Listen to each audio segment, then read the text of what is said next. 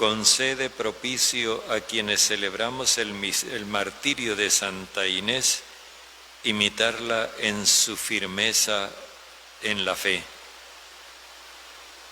Por nuestro Señor Jesucristo, tu Hijo, que vive y reina contigo en la unidad del Espíritu Santo y es Dios por los siglos de los siglos.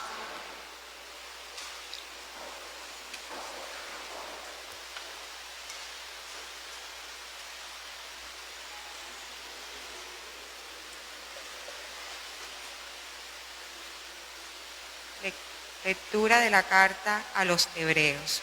Hermanos, Jesús puede salvar definitivamente a los que por medio de Él se acercan a Dios, porque vive siempre para interceder en su favor.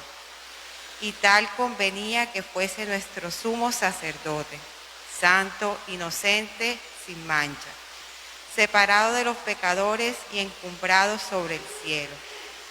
Él no necesita ofrecer sacrificios cada día, como los sumos sacerdotes, que ofrecían primero por los propios pecados, después por los del pueblo, porque lo hizo de una vez para siempre, ofreciéndose a sí mismo. En efecto, la ley hace a los hombres sumos sacerdotes, llenos de debilidades. En cambio, las palabras del juramento posterior a la ley consagran al Hijo perfecto para siempre. Esto es lo principal de toda la exposición. Tenemos un sumo sacerdote tal, que está sentado a la derecha del trono de la majestad en los cielos y es ministro del santuario y de la tienda verdadera, construida por el Señor y no por el hombre. En efecto, todo sumo sacerdote está puesto para ofrecer dones y sacrificios. De allí la necesidad de que también éste tenga algo que ofrecer. Ahora bien, si estuviera en la tierra, no sería siquiera sacerdote, habiendo otros que ofrecen los dones según la ley. Estos sacerdotes están al servicio de un embozo y sombra de las cosas celestiales, según el oráculo que recibió Moisés cuando iban a construir la tienda. Mira, le dijo Dios, te ajustarás al modelo que te fue mostrado en la montaña, mas ahora a él le ha correspondido un ministerio tanto más excelente, cuanto mejor es la alianza de la que es mediador, una alianza basada en promesas mejores. Palabra de Dios.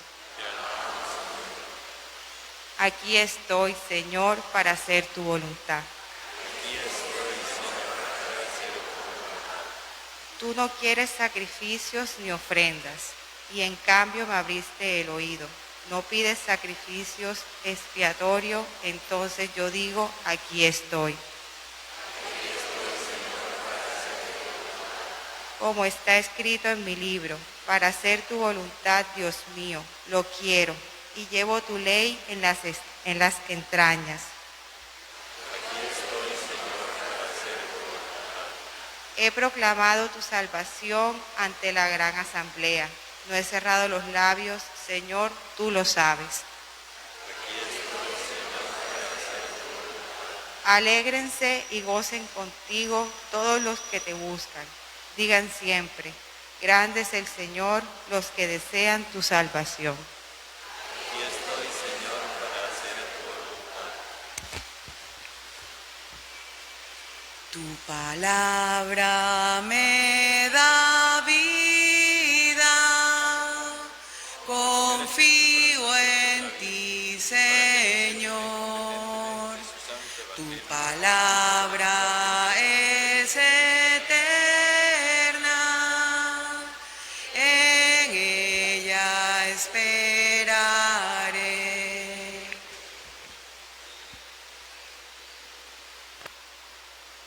El Señor esté con ustedes. Y con tu espíritu. Lectura del Santo Evangelio según San Marcos.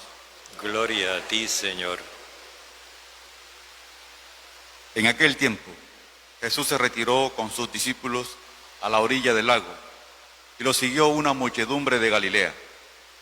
Al enterarse de las cosas que hacía, acudía mucha gente de Judea, de Jerusalén y de Idumea, de la Transjordania, de las cercanías de Tiro y Sidón. Encargó a sus discípulos que le tuviesen preparada una lancha, no lo fueran a estrujar el gentío. Como había curado a muchos, todos los que sufrían de algo se le echaban encima para tocarlo. Cuando lo veían, hasta los espíritus inmundos se postraban ante él gritando: «Tú eres el Hijo de Dios». Pero él les prohibía severamente que lo diesen a conocer. Palabra del Señor. Gloria a ti, Señor Jesús.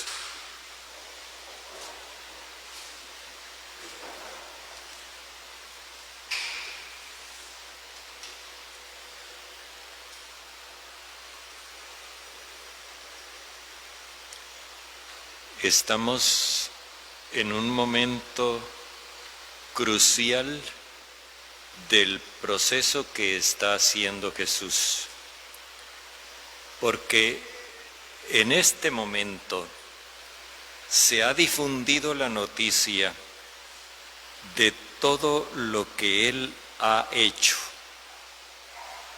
Más que su mensaje, son sus actuaciones las que han tenido una repercusión muy grande, tanto que, por un lado, él, nos dice el evangelista, se retiró con sus discípulos a la orilla del mar. Cuando se habla de la orilla del mar, no se nos está diciendo simplemente la costa, no. La orilla del mar es la frontera entre Israel y las otras naciones. Propiamente se hablaba del lago de Galilea, pero el evangelista no escribe la palabra lago, excepto el evangelista Lucas. El evangelista escribe la palabra mar, y a veces los traductores ponen lago porque les parece que no es un mar, pero es que el evangelista tiene otra intención, no es geográfica, es teológica. Él quiere hacer ver que Jesús se ha puesto en la frontera entre los otros pueblos e Israel con el fin de salir a la misión. Y entonces, como el mar recuerda la salida de Egipto hacia la tierra prometida, ahora se trata de salir, de la salida misionera de la que tanto habla el Papa Francisco, de salir a anunciar el reinado de Dios. Jesús se retira con sus discípulos y entonces aquí hay una muchedumbre grande que se ha enterado de lo que él hacía, y entonces vienen de Judea y Jerusalén, de Idumea y Transjordania y de Tiro y Sidón. Son 3 localidades, digámoslo así, que se señalan con el fin de hablar de una totalidad, y esta totalidad implica judíos y paganos. Es una muchedumbre grande la que se le viene encima a Jesús, porque han escuchado lo que Él ha hecho. Recordemos qué fue lo que hizo Jesús. Las acciones de Jesús han estado todas, lo que hemos visto en los días anteriores, encaminadas a hacer ver que lo que a Dios le importa es el bien de la persona, es la realización, el desarrollo humano, y no las estructuras y las instituciones, que tanto las instituciones como las estructuras están al servicio del desarrollo humano. Y la gente que se sentía como oprimida por sus circunstancias sociales, se le vienen a Jesús.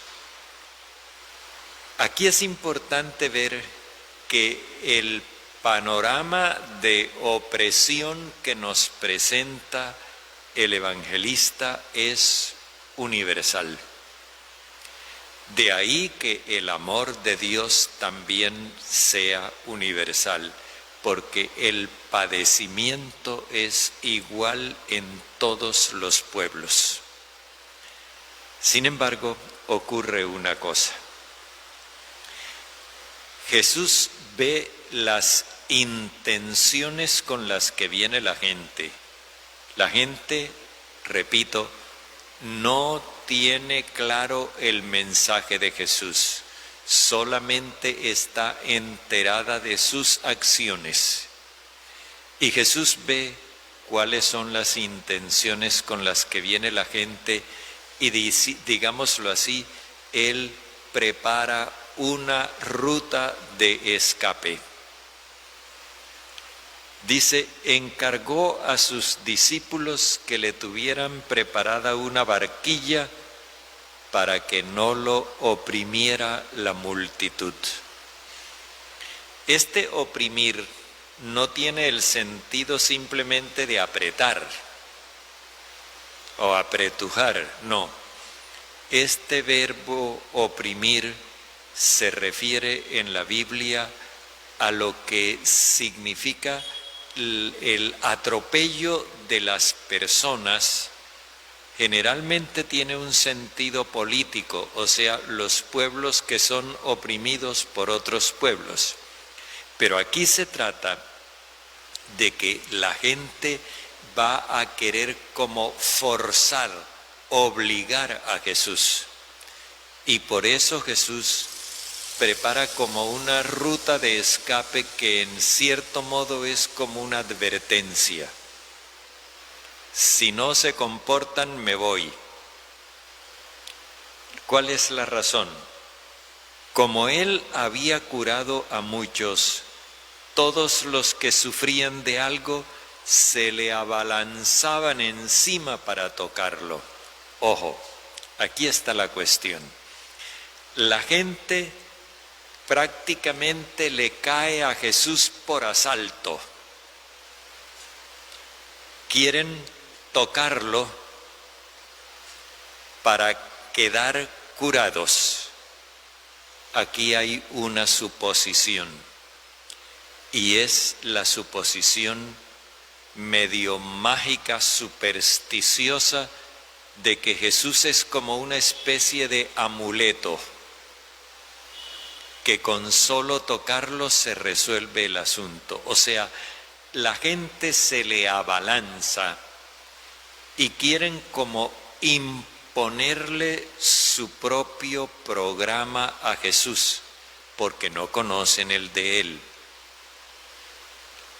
Y como no conocen el programa de Jesús, suponen que de lo que se trata es de que Jesús es como una especie de talismán que tocándolo se resuelven los problemas.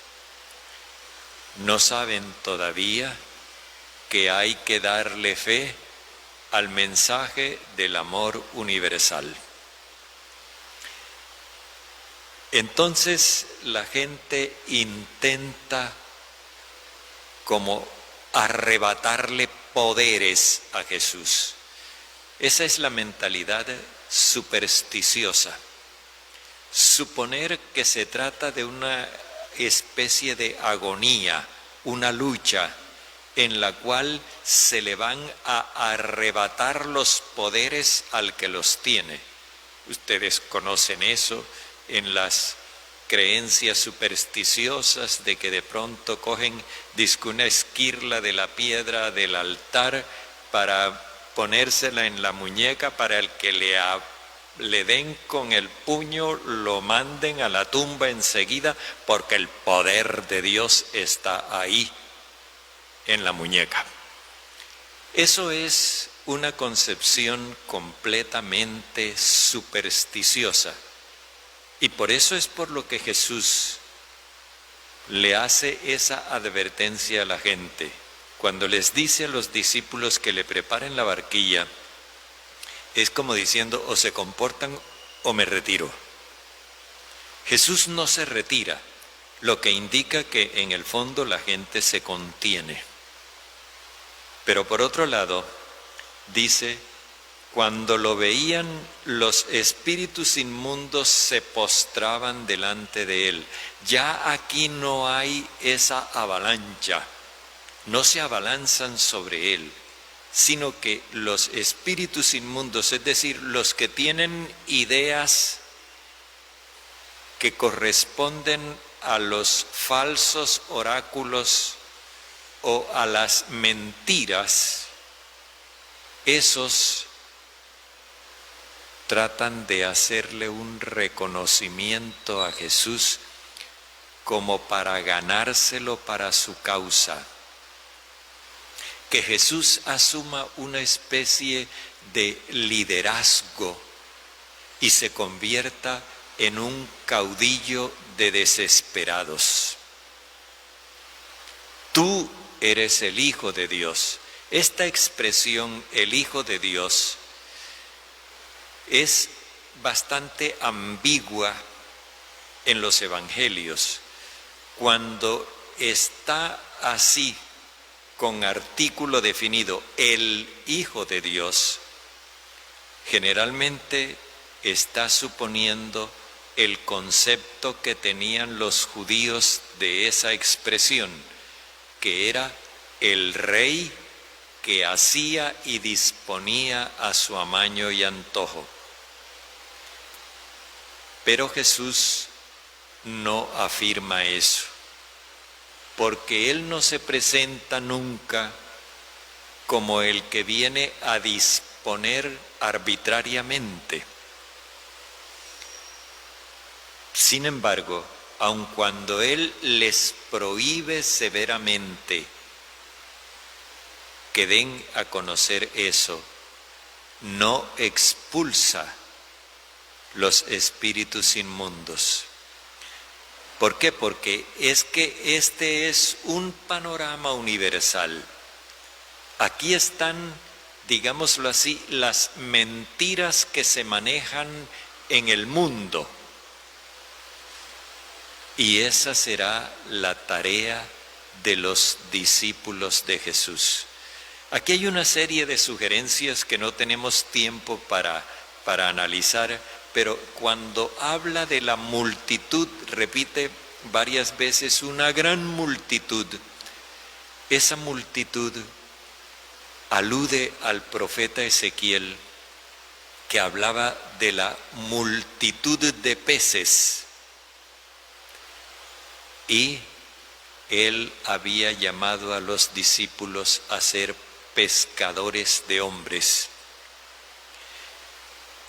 Pescadores de hombres se refiere a la misión, y aquí esta multitud está mostrándoles a los discípulos el campo inmenso de la misión que hay que emprender. Por lo pronto, Jesús no ha declarado todavía cuál es su programa. Simplemente ha anunciado el amor universal de Dios, pero esta multitud todavía no se ha enterado. Solamente se han enterado de lo que Jesús hacía. Y ellos equivocadamente lo buscaron pensando que se trataba de una cuestión casi mágica, sin pensar que esto tenía sus condiciones. Bueno, esto que vemos en el texto del Evangelio nos está desafiando, porque ustedes han visto que en los últimos años, los que somos más viejos tenemos más claro el panorama. En los últimos años ha habido como un renacer religioso, ha habido como un resurgimiento religioso. Cuando yo trabajaba con el padre David Villanueva en la catedral, él me decía, esta cantidad de gente que tú ves los domingos en la misa no venía antes. Esto es reciente, después de los años 70, que comenzó a darse. Y luego eso se fue incrementando hasta el punto en que en una oportunidad, cuando se fue el obispo Nel Beltrán y pusieron como administrador de la diócesis al arzobispo de Santa Fe de Antioquia, en una oportunidad me dijo, yo estoy sorprendido de la cantidad de gente que viene a misa los días de semana aquí en Sincelejo. Son 4 misas y en las 4 misas del día viene una buena cantidad de gente. Eso no sucede en Santa Fe de Antioquia, me decía él. Sin embargo, nosotros necesitamos hacer un discernimiento. No se trata de cantidad, ni tampoco de entusiasmo. Hay algo mucho más básico, fundamental, que se necesita, y es la verdadera imagen de Jesús. Uno escucha a veces, el hermano quiere una casa, el hermano quiere un carro, la hermana quiere ganarse la lotería, pídele al Señor que el Señor te lo da. Como una lotería el Señor. Por ahí no va la cuestión. No se trata de que nosotros le impongamos nuestro programa al Señor. Señor, yo quiero un carro, Señor, yo quiero una casa, Señor, yo quiero una finca, Señor, yo quiero. Y entonces nos abalanzamos sobre Él con nuestros pliegos de peticiones. Y el Señor tiene su ruta de escape. O se comportan o me retiro. Es importante que nosotros aprendamos a sintonizar con el Señor. Pensemos en el sacramento de la Eucaristía. Cuando nosotros recibimos a Jesús, hay un fenómeno que necesitamos captar con toda claridad. Cuando nosotros comemos yuca o ñame o carne de vaca, lo que nosotros ingerimos se convierte en nuestra carne. Nosotros no nos volvemos yuca, ni nos volvemos ñame, ni mucho menos la carne se nos pone de vaca. Eso lo transformamos y lo convertimos en nosotros. Cuando recibimos la Eucaristía es al revés. Recibimos a Jesús con el propósito de configurarnos con Él, de asemejarnos a Él, parecernos a Él, no para que Él se parezca a nosotros, para que piense como nosotros, para que odie a quienes odiamos nosotros o para que Él quiera lo que queremos nosotros. Es al revés. Para que nosotros nos identifiquemos con Él, con su causa, con su programa. Por eso es tan importante que nosotros tengamos claro qué es lo que el Señor nos invita a hacer. Los discípulos allí comprenden que Él los había invitado a ser pescadores de hombres. Y que el panorama está así de teso y de difícil. Pero el Señor nunca nos abandona. La tarea no es fácil, no se trata de nosotros decirle a Dios lo que queremos.